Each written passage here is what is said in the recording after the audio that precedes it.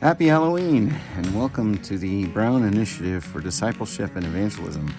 My name is Ethan Brown, and this is BIDE.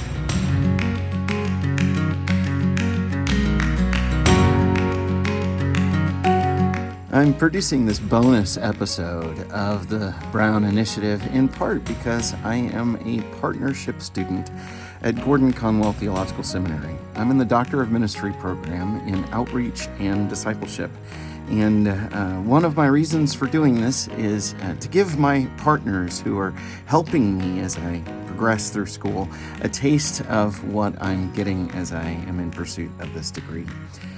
If you'd like to learn more about the partnership program, or if you'd like to become one of my partners, man, I'd love that. I'll leave a link that describes the program and also a link for how you can give and support me in that program in the description below.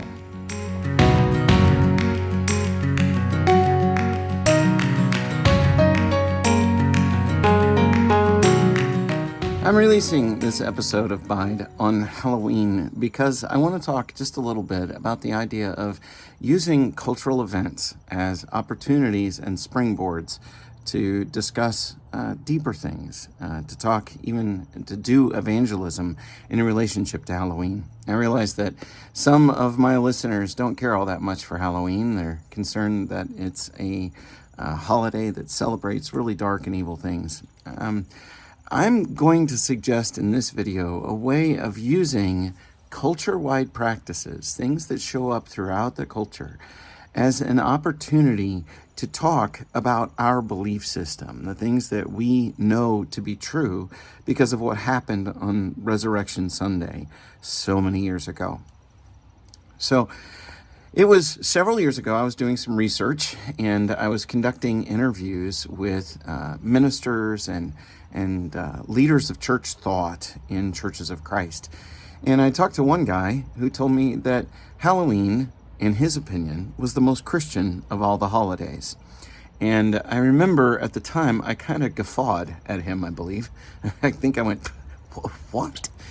And what he said to me was, well, if you think about it, the way that we practice our holidays, for the most part, are very isolationist. How do you do Thanksgiving? Well, you gather together as family, your family. And it's often a big family gathering, maybe several extended family get together, but it's not an invitation to the homeless, the outcast, the stranger, or even to your next door neighbor. It's an opportunity for you to get together with family. The same is true of Christmas. How do we celebrate Christmas? The day when God invaded the darkness and sent his son. And of course, it's not that day, but the day that we remember that God has done that. How do we celebrate that? Well, again, we gather together with our family. And we exchange gifts and we eat a big meal and we celebrate together. But it's a close out the world so that we can have our joy kind of experience. Most of the holidays that we celebrate are kind of like that.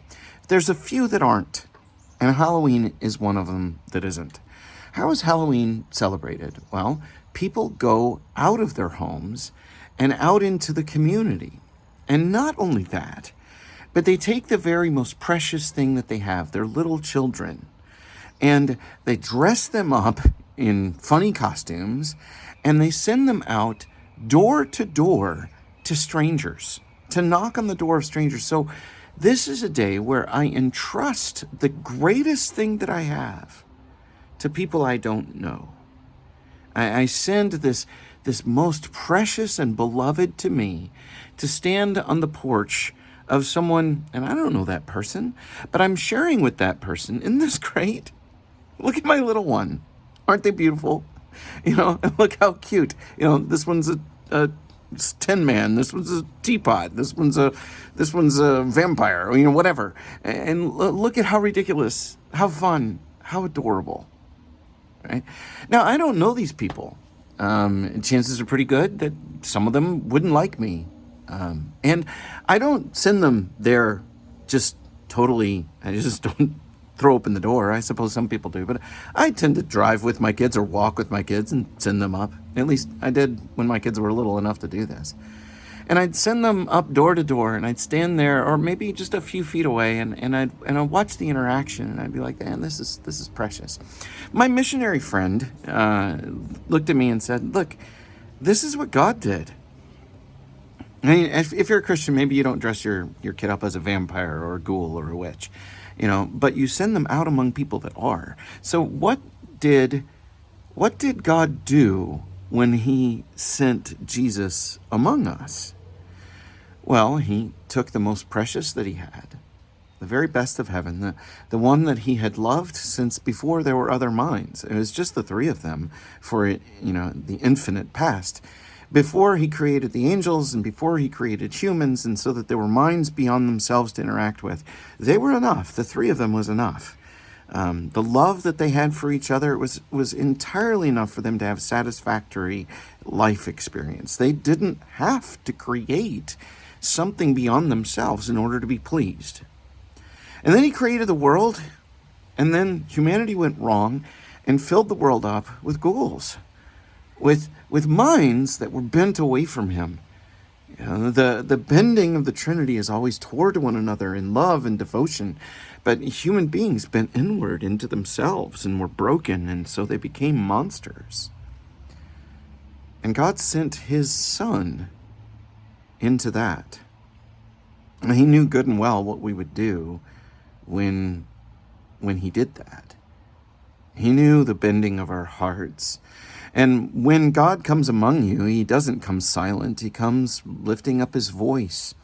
Not in rage, not in anger, not in outcry, not to stir up an army, but to call to love. Come, love my Father, love me. And come, love one another. And come into a realm of devotion to each other in a place where I can make a tax collector and a zealot, a terrorist and a sellout. I can make them good friends, brothers. Come, love together. Well, he knew that when that happened, the Father knew he was sending his child among monsters, and he knew that we would murder him. But he took the risk. It wasn't a risk. It was a plan. He knew exactly what was going to happen, and he did it.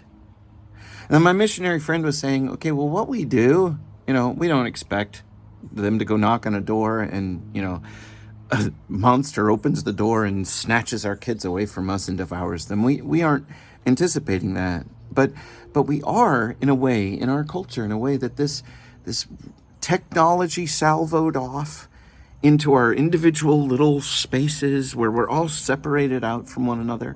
Here on this one night of the year, we walk out and we knock on the door of everybody in our neighborhood. And we say, here, let me share what I love with you. Let me give you what I have. This is the best I have. Let me put it in front of you. What do you think? He said, this is the most Christian of all holidays. Now, if you were to say that with somebody who isn't a Christian, I bet they'd be surprised. And who knows?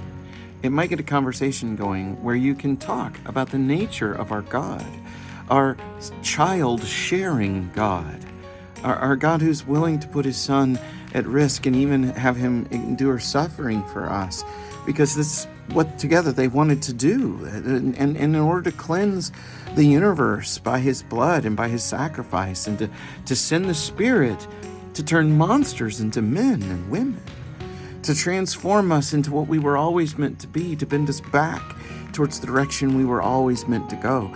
And this is a way to start the story going in this unexpected statement of, Halloween, it's the most Christian of all the holidays, because it echoes a reality of who God is, the God who shares with strangers, those who are estranged, his most precious child and his deepest love.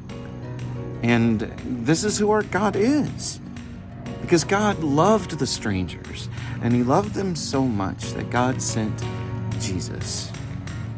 And Jesus sent us for the honor of Christ and for the life of the world.